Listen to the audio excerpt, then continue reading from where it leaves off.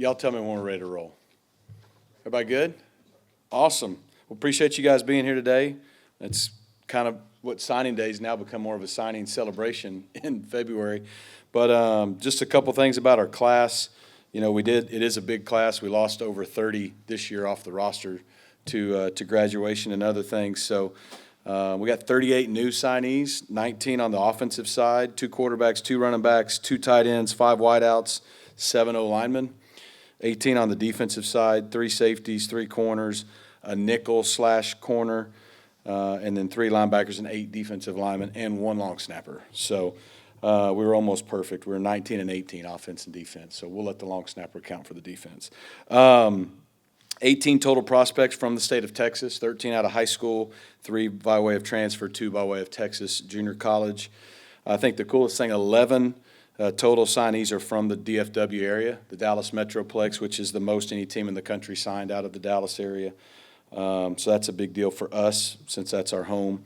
We signed the school's first ever 5-star in Draymond Odoms. We had 1 5-star, 4 4-stars, and 18 3-stars. I mean, stars, you don't know if they're right or wrong for about 3 years, but I know that's what you guys keep up with, you know, on some of the recruiting services. Just specifics on who, you know, quarterback Ty Hawkins, originally from Johnson High School by way of IMG now. Played in the Army All-American game, threw a touchdown pass. He's already on campus. We're super excited about Ty and the fit and what we think he can do here. Tyler Van Dyke transferred in. History at Miami, was at Wisconsin, has been hurt, still recovering. It's a unique situation. Someone that we trust. He trusts us. He's going to help us win in a lot of ways this year while he rehabs.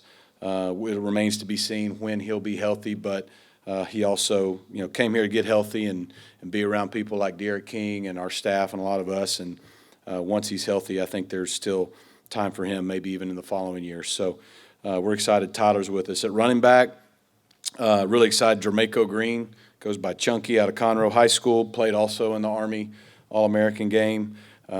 He's a guy that we, you know, are hoping will come in and contribute early, like a lot of these guys. Transfer-wise, Chris Johnson, speedy athlete out of Miami, went to high school in Fort Lauderdale, can really run, can return kicks, can catch the ball, you know, so we're excited him. He's got multiple years as well, so added those guys to our backfield. The long snapper is Morgan Tribbett, coming from Colorado State, and he's got multiple years and will help fill that hole left with Will Benton moving on, who's done a great job for us. Receiver, excited about that. You know, we lost 4 receivers, brought in 5 receivers, 4 of them from Texas high schools. It was a great year for receivers. You know, Carterius Brown from Arlington Seguin High School. We're excited about him. He'll show up this summer. Jalen Cooper out of Steele High School, also caught a touchdown pass in the Army All-American game. He's already on campus. Excited about him. Isaiah Robertson from Arlington High School, super athletic, versatile guy, really good with the ball in his hands. And then Dalen Singleton from DeSoto High School, who's already on campus as well. So that's 4 freshmen that, man, we're going to give them every opportunity to help us right away. And then recently, the only really true signee of today is Link Rhodes from Delta Community College out in California. We're really excited about him, some age, some experience. He's an explosive playmaker out on the perimeter. Tight end-wise, we do have a lot returning at tight end, but we still brought in Miles Uter from Alabama, brother of Graham Uter on our football team, and then Devin Martin from Trinity Valley Community College, also originally from Mesquite. So excited to get those guys in here and continue to have those versatile tight end bodies. Offensive line-wise, we brought in 7, 4 high school, 3 transfers. From Texas, we already talked about Draymond Odoms, got his 5th star last week. Long athletic tackle, played in the Army All-American game out of Lamar High School. You know, we had we went and watched him play on a Friday night this year, and they ran a tunnel screen where the left tackle was supposed to go block the corner, and they're at about midfield. There was no corner there. The receiver caught it and ran for a 50-yard touchdown, and when they went into the end zone, Draymond was running right beside him. So he's pretty long and pretty athletic, and he's a guy that obviously is going to get an opportunity to help early. And then Devin Ferris out of Heights High School down in Houston. That's 2 Texas high school young men, both from the Houston area. Abel Hoopy played in the Under Armour All-American game from Hawaii. So we went out to Hawaii and got some dudes from the island to come play here at SMU. And really excited about Abel I think he's another guy who has a chance to help and make an early impact. Drew Hill out of Centennial High School in Corona, California as well, rounds out the high school class. You get into the transfers. Addison Nichols coming from Arkansas was their starting center entire last year. Got a really good chance to help us maybe step in where we've lost Ja'Kai Clark. Also, Joshua Bates from Oklahoma can play center and or guard. So a lot of versatility with those guys on the inside. Zion Nelson from Miami, our last year there actually was playing at a really all-conference level, has had some knee injuries over the last several years, hoping to get healthy and have one last really good year. And if he's healthy, he's already proven he can be an all-ACC player. And then Sione Mao from New Zealand. Probably didn't pronounce it exactly correctly, but he came by way of New Mexico Military Institute, and you'll see him. He's a big, big human. So we're excited about big humans. That rounds out the offensive side. Now you go to defense. Again, I said the D-line. Again, a little more probably transfer heavy this year again than we want to be. Like we had to last year, we want to continue to grow at all positions more into the Texas high school ranks. I think our success in being the ACC will allow us to do that. But when you do come on the high school side, Jalen Shivers out of Atlanta, Georgia, South Gwinnett High School, really good high school, really good edge player, defensive end. Remains to be seen where his body goes. He could play in. He could probably one day play inside. Think of an Elijah Roberts versatility. And then Tyron Winslow out of Louisiana, a big athletic D-tackle. Then you get into the transfer world.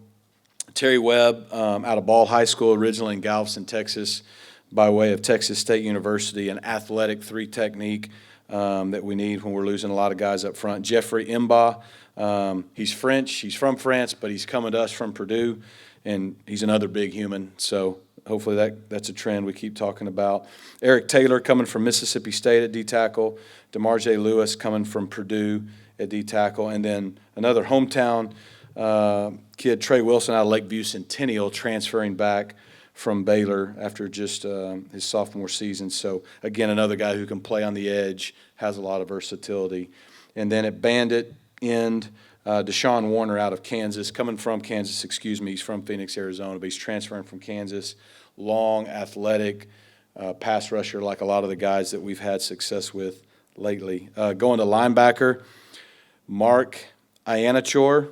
I think I said that right. I feel good about it. Mark is he's already on campus, long, athletic, physical, explosive linebacker that I think has a chance to be a really good player. Zakai Barker transferring to us from East Carolina, played a lot of ball for them there, kind of like Kobe Wilson did at Temple before he came here. And then Kyle Firm out of Citrus College, junior college out in California, long, athletic linebacker with 3 years. So, we're losing Kobe, we're losing Ahmad, and so those guys can hopefully come in and help the guys we already have on the roster with depth. Corner, excited about this, out of Anna High School, Zayden Gentry. Zayden is one of those guys who is long and was a really good lockdown corner in high school, along with Javion Holiday out of Duncanville High School. You get two local high school corners out of the Metroplex that have length, can run. We think that's a way over time to upgrade our position outside. And then Lamadrick Spencer, coming from Hutchinson Community College from Duncanville originally, Roderick Daniels' brother. So good bloodlines here at SMU. He's extremely versatile. He could start at nickel. He could start at corner. So it kind of remains to be seen where he'll best fit, but he's got a lot of length. They won a junior college national championship this year, so he's used to winning. And Marcellus Barnes Jr. transferring from Syracuse, another long, young corner with a lot of years.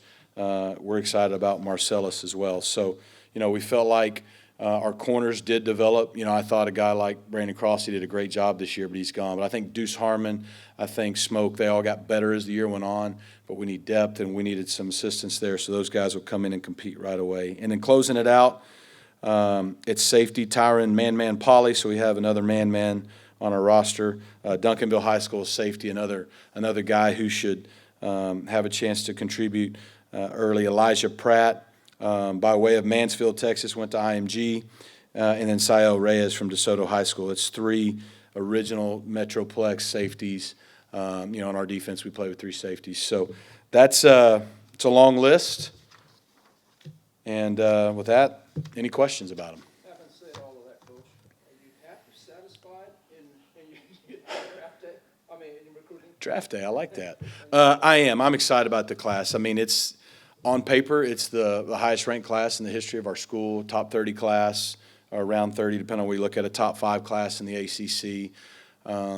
What I'm excited about is, though, I think a couple things. One, I think we got the right fits for us. I think from a high school coming in standpoint, we've got a chance to bring in people that over time will help upgrade our roster, which is every year what you're trying to do, and that's not a cut to anybody on our roster. But I think they're guys that can compete to play and help us early, whether it's in the two deep rotation at their position or whether it's on special teams. And if they can do that as a freshman, then even if they don't start then, by their second year, you expect them to be key contributors.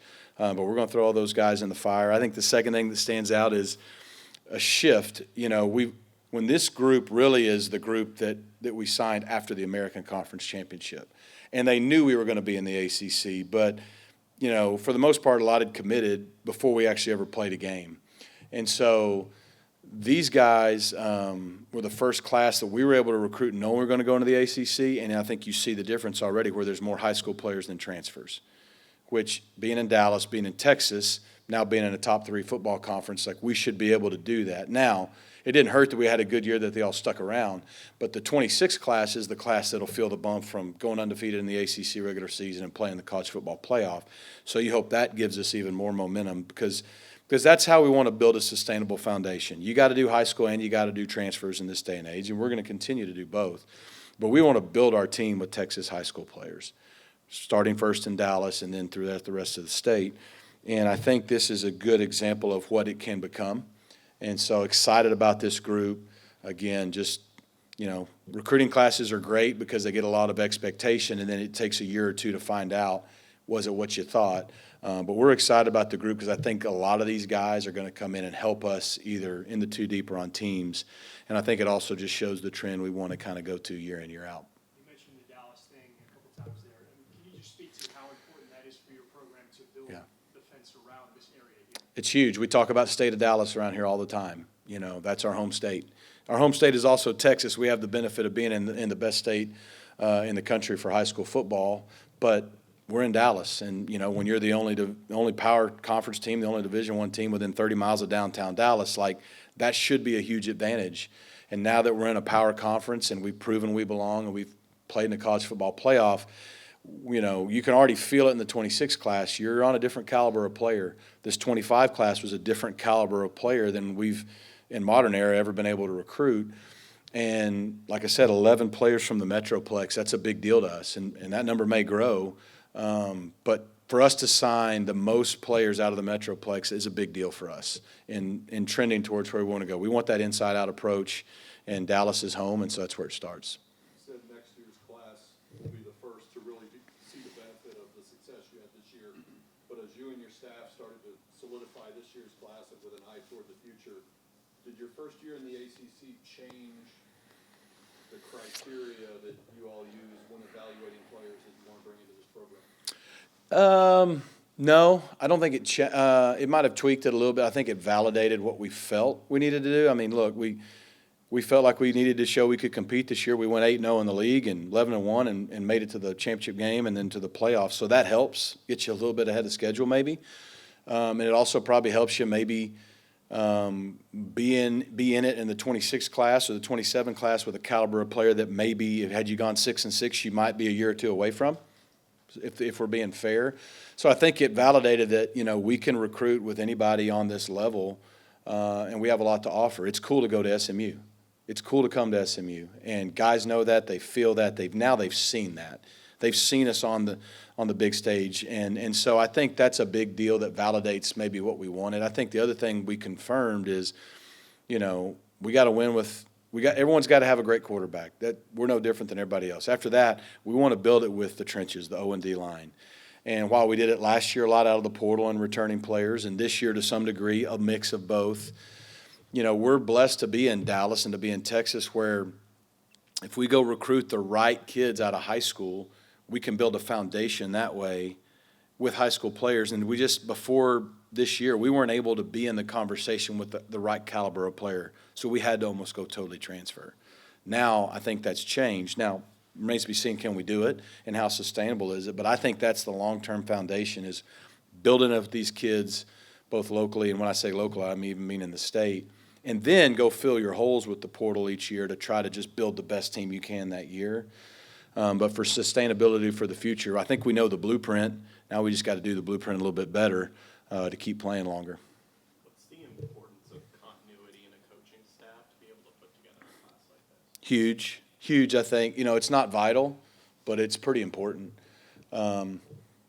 Coaching staffs are going to change, sometimes good, sometimes not. We've been blessed to not have a ton of turnover here, and when we have, it's guys getting good opportunities. At least as of today, it looks like we're going to stay intact. And I think it's big for two things, because now you're recruiting on two fronts. Yes, it's big on these high school relationships and kids staying with you, but it's also big on the retention piece internally, because, nowadays you could have a position coach or a coordinator leave, and no different than if a head coach leaves, that may influence people, because relationships still do matter once you're on a roster. So continuity's big. I'm excited to have Scott back on defense and that whole staff. What they've done the last 2 years, I think everybody would acknowledge, is why we've made the jump from being a team that can maybe score some points and be fun to watch to being a championship contender or a championship winning football team, because we play championship caliber defense now. And candidly also, also excited to have the offensive staff back, because we've continued to play good offensive football. So, I think continuity's huge. And then I can't forget Sean Griswold, because, we get a lot of credit for the culture and our guys being happy, and that's true, but a lot of that starts down there too. So as a coach, man, you're always happy when you can keep them intact. And so far we've done that, and I think that'll help us going into year 2 in the league. Rhett, coaches talk so much about culture, depending on however they define it, but how has that been relative to why your portal numbers have been so low relative to other programs across college football? That's a good question, because I think we're at a day and age in college football where, just because 10 players leave a school doesn't mean there's a problem at that school, right?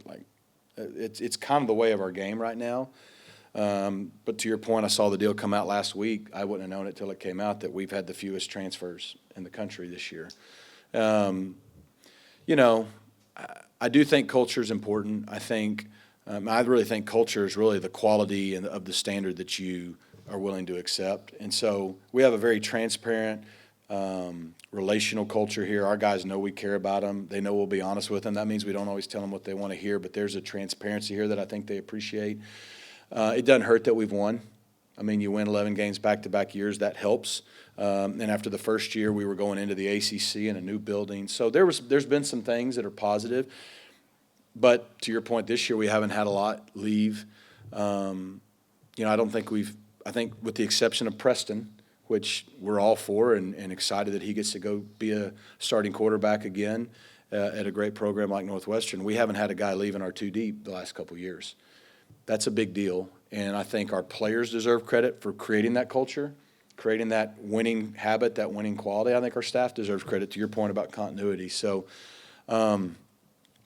there's another portal window coming. I'm not sitting here thinking that we probably won't have somebody go, but it's big. I think what it proves is it's cool to go to SMU. It's cool to be at SMU. Our guys believe in what we're building here. They believe that we can win at an elite high level here, and otherwise they wouldn't stick around. Is it kind of like a two-way street?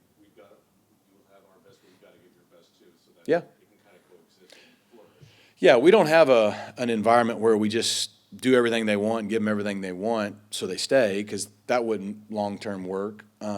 We have an environment where we're honest with them. We have real relationships with them. They know the coaches care about them. We're not perfect. They know that. We make mistakes. We try to own it when we do. We have a competitive culture.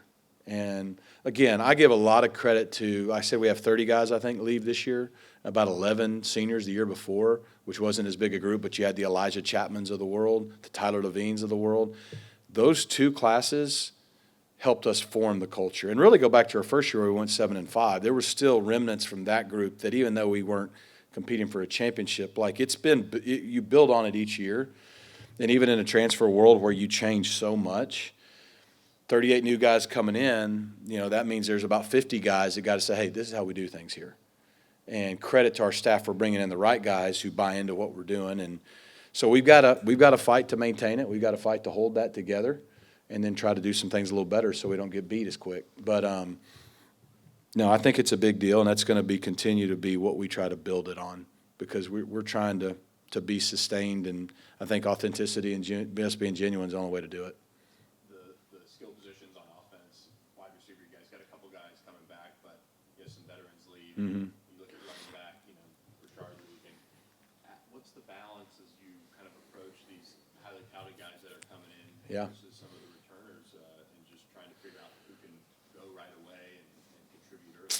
Yeah, we're going to play them if they're ready, and running back is one, and even I think in what we do, dependent receivers one that you can play earlier. We knew that coming into the year, we thought we were going to lose 5 of our top 6 receivers. Then Romello had the injury, and he was able to not play in more than 4 games and get the year back. So we still lost 4, but that's why we were going out to sign a big class to begin with. And we told all 4 of those guys, to get 4 quality high school receivers like that to come, they got to see that many leaving and know that they're going to have a chance to compete to be in the rotation or in the 2 deep and on teams as true freshmen. And half of them are here now, half come in June. But we're going to give those guys a chance. And some of them may be ready right out of the gate. Some of them it may be week 4, week 6. And, if someone's not ready till year 2, that's fine too. But, we're going to throw them in there and see what they can do. Because you have experience with Romello and Jordan Hudson. Going out and getting Link out of the junior college helps. So you have 3 older players. But you have those 4 guys. And then let's talk about a guy like Randy Reese now going to get his opportunity. We have some youth movement kind of happening at those positions, and we got to be okay with that, and we got to understand that maybe in some areas we're going to upgrade on some athletic ability, and then there may be a learning curve, and we got to be willing to kind of help them grow through that development at the right pace. So I think we might have the right blend, and I'm not even talking about an R.J. Maryland, a Matt Hibner, and an Adam Moore. So we feel like we got good depth and weapons, but we're going to be young. And then at running back, I don't know. Rashard set the school record for all-purpose yards, so to say you're going to replace that versatility, I don't know. I do think we saw flashes of what Derek McFall can do as a freshman. You give him a year, or spring and a summer, a winter, spring, and summer in a weight room, and now he's kind of tasted it, so the moment won't be too big for him. I see a lot of versatility in him, like you saw at Rashard. You got a big back like LJ coming back, and then you couple that with a big high school player like Jermaico Green, who I think physically could play early. Now, does it all come together? We'll see. I've seen guys take a year, and I've seen guys like Michael Dyer be MVP in the national championship game. So, and then Chris Johnson with his speed and the transfer. We feel like we got 4 guys right there that can compete to help carry that load that we're losing. And then you saw a lot of Dalen and Jalen Cooper in high school. Yeah. Just your thoughts on those guys. I think all 4 of them have a real chance to help. Obviously, Dalen and Jalen being here early helps. They're already going through the workouts. Kevin took the guys out to throw today. Well, they were out there running routes. So it's a big deal when you get to start in January. And Carterius and Isaiah will come in end of May and do the same. But it'll be big. We'll get a better idea now being able to have them here and go through spring. Like, where are they in that process? How ready could they be by August, September, or October, et cetera? So, we don't discourage guys even if they can't come mid-year, but when they do, it definitely helps you potentially play earlier as a young guy. You mentioned it being cool to come back Yeah. to you. How much are you personally loving building this? Into what Yeah. it's become now, back-to-back. This has to be a coach's dream to shape a program the way that you're being able to do. It's exciting. The opportunity we have here is unique. And it's special, and everybody doesn't get an opportunity to be at a place at a time like this. We're at a place in a city that's phenomenal, a university that supports us, and we can win. We proved it this year by making the playoff and what we did in year 1. And so, the building process is fun, especially when you feel like you have everybody committed to it and you have the resources you need to do it. So it's exciting. Now, on the flip side, you put a lot of pressure on yourself, but when you go 11 wins, everybody's going, so what are you going to do next? And it's really hard to have success like that. I think we're 22-6 in the last 2 years. I think someone told me that's top 5 winning percentage in the country, and great. It's also never been done here before. There's a reason. It's hard. It's hard to have success like that. It's really even harder to sustain that success. And so this team's going to have a different challenge than the last 2. 2 years ago it was, let's do something we haven't done in 40 years. This year it was new. We're going to the ACC. Now, we're probably not going to be the favorite, right? But we're a little bit more of the hunted than just the hunter. And, you're not going to catch anybody off guard. Schedule's a little tougher. I think we play all 4 of the top 5 teams in the league besides ourselves, which is great. So how do we handle that? But that's part of the process, to your point. Like, we want to go back to the playoffs next year. We want to compete for a national championship again, but first we got to compete for an ACC championship again. But whether or not that happens next year doesn't derail the excitement of what we can build here. And we're here to build it for the long haul. We want to win next year. We want to win now. But if we're doing things today that help us maybe win a national championship in 2027 or 2028, then so be it.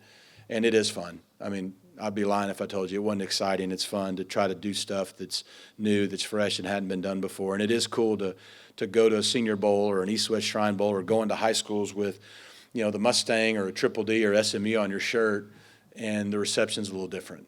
That's what I'm saying. It's cool to go to SMU. Sorry you said this already, but is the plan for Tyler to sit out? Yeah, I think it's one of those perfect storm scenarios because I know for a lot of people are probably like, what are they doing? They have Kevin. What is Todd?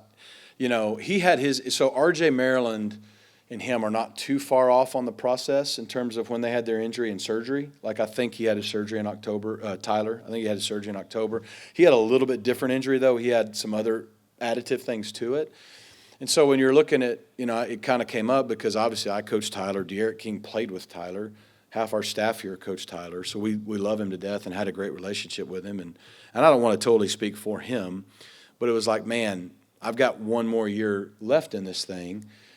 And if you go somewhere, first of all, if someone doesn't know if you're going to be ready for the first start of the season or maybe at all next season, it's kind of hard for someone to want you to be their guy, right? But also, like, if so, it's not out of the question he could be ready, but, like, now how much pressure's on you to be ready, and maybe it takes more time. So I think it shows a lot of maturity on his part, and I think it shows how much we care about guys that we know on our part because he's willing to say, you know what, I want to go be with good people that I know and that I trust, and I want to get 100% healthy for whenever that time comes, whether it's if something happens this year or I'm not healthy till mid-year or end of the year and I'm not cleared so I can get the year back in play in 2026. I'm not being pushed because, I mean, let's just be honest, he's got 1 year left whenever it happens in college. He's got to have a good year like he did early on in his career to go on to the next level like, I know he was capable of and he believes he's capable of. So it's kind of that perfect storm, and I don't know if that answered it well. Medically, we'll just have to see if and when he gets cleared.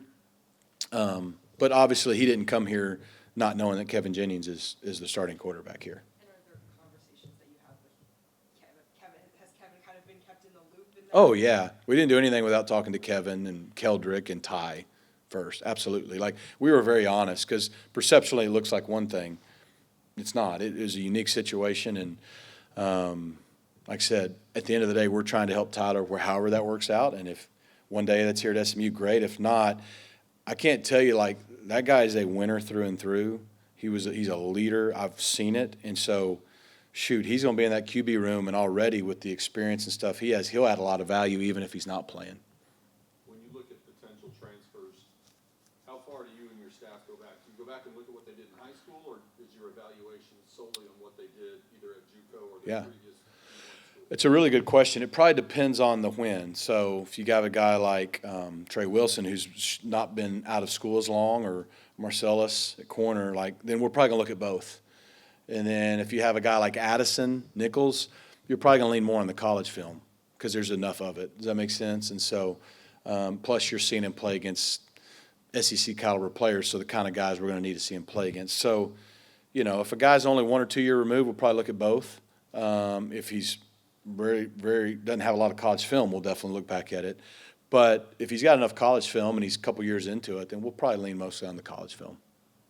What's the atmosphere on the recruiting trail on the high school side of things like with rev share and the combination between that and NIL and all the other things? There's a lot of unknown, shocker. Like, we all have an idea what's going to happen. Every school interprets that differently, but we all clearly know what we think is going to happen.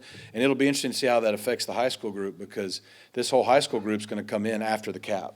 There's none of this front load stuff that's going on with other schools and all that stuff right now for this group. So it'll be interesting to see if it works and if it really does settle things down and create a level playing field, or not. So, you know, it's talked about, but we're so early, we're not early in the process, but like it's not May, June, it's not official visit time yet. And until you get past April 7th, there's still the unknown. We're planning for it to happen. I think a lot of other people are too. But it's been still more about recruiting. I mean, the whole month of January, I was able to go out, our staff was able to even be in homes, and again, we're just on a different caliber of player. I mean, this last Saturday, our last junior day, was without question the biggest collection of high school talent ever at SMU on one day. Wasn't even close. And we're in it with all those guys. You know what I mean? And so all that stuff will take care of itself. We're fortunate to be in a position where we're competitive in that world. And then Ty, just your thoughts on him, just as a player. And Yeah. obviously a big recruiting win. Yeah, what you love about him, you know, we took him off all his Johnson High School film out in San Antonio. The coaching staff there did a great job with him. And, I mean, he's got a big arm. He's a big physical guy. You know, he's physically more put together than some of the other guys when they came out of high school and that we brought in here. And then he can also hurt you with his feet. And so when you start looking at stylistically, well, Kevin, Keldrick, Ty, like those guys, I'm not saying they're all the same, but you can build an offense to fit, okay, Kevin's our guy, but it also isn't that far off for the other guys. We're always going to build it around what the QB can do, but I think he fits. I think he fits guys we've had before. I think De'Aaron King's a great fit for him, and we're excited to get him here in spring, too, to see where he stands. You mentioned guys Last like, question. you mentioned guys like Odoms or maybe a couple of the Yep. receivers who will be given every chance to play early. It used to be that on a day like this, the coach would sit down in front of this group and say, we've recruited someone with the idea of being a red shirt and Yeah. playing 4 years.